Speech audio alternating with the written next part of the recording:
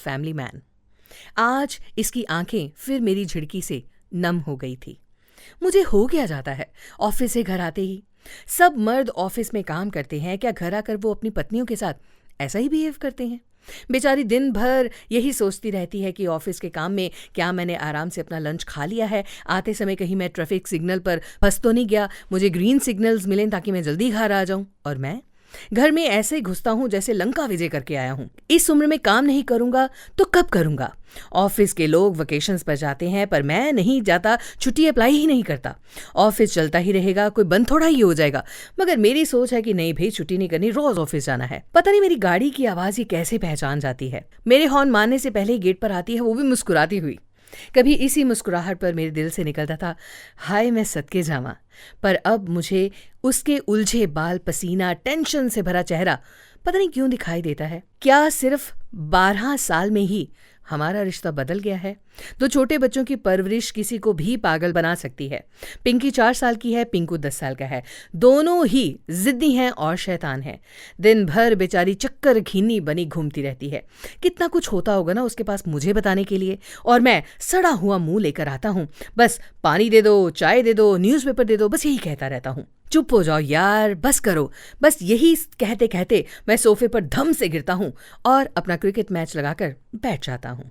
यार वो घर में आते ही अपनी वाइफ को किस करने वाले दिन कहाँ चले गए हैं, और वो आज भी सारी जिम्मेदारियां निभा रही हैं। घर के सारे बिल्स, घंटों पिंकी को समझाते बुझाते लाइन में खड़ी रहती है। प्लम्बर और गैस सिलेंडर और कारपेंटर और इलेक्ट्रीशियन, सब्जी, फल, मक्खन, दूध, ब्रेड, मार्केट जाना, ग्रॉसरी लाना। Oh my God. पड़ोसी, रिश्तेदार, सुख दुख, जन्मदिन, बच्चों की पार्टी, बच्चों की पढ़ाई, किताबें, मतलब मेरे दम फूल जाता है ये सारी लिस्ट पढ़ते पढ़ते। और वो बेचारी सब कुछ अकेले करती है। वो भी एक वक्त था जब मैं कोंच कोंच कर पूछा करता था, यार आज क्या किया, आज क्या किया सारा दिन। आज चारों तरफ देखा, कहीं दिख नहीं रही थी। चाय पानी सब सामने रखा था, पता नहीं वो कहाँ थी। शायद बेडरूम में थी। मेरी गाड़ी की ईयरली इंश्योरेंस के पेपर निकाल रही थी। पता नहीं मेरा मन क्यों उसकी तरफ मुड़ गया। मैंने बेडरूम का दरवाज़ा बंद किया। कुंडी लगाते ही उसका लावा फूट पड़ा।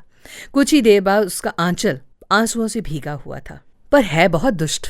खुद रो रही थी और मुझे डांट लगा रही थी, आप रोते हुए बिल्कुल अच्छे नहीं लगते, क्या बात है? पता नहीं क्यों आज उसके आंसू देखकर मैं भी रो पड़ा। बेवक्त बेडरूम का दरवाज़ा बंद देख बच्चे भी रोने लग गए और फिर हमने अपने झूठे हंसी के साथ दरवाज़ा खोला। अब हमारी वो जो रोने धोने और लड़ाई वाली टोन थी वो मुस्कुराहट में बदल चुकी थी। गली के नुक्कड़ में एक मंदिर के फूल वाले के पास मोगरे के गजरे बड़े अच्छे मिलते हैं। मुझे रात को वो बेहद पसंद आते हैं और मैं उसकी तरफ बढ़ चला अपनी बीवी के लिए मोगरे के गजरे लेने के लिए। आज से मैं फैमिली संग अच्छा टाइम स्पेंड करूंगा, एक फैमिली मैन बनूंगा। Family first, office second. यही सोचकर वो गजरे लेकर मैं अपने घर की तरफ हंसते हुए चल पड़ा।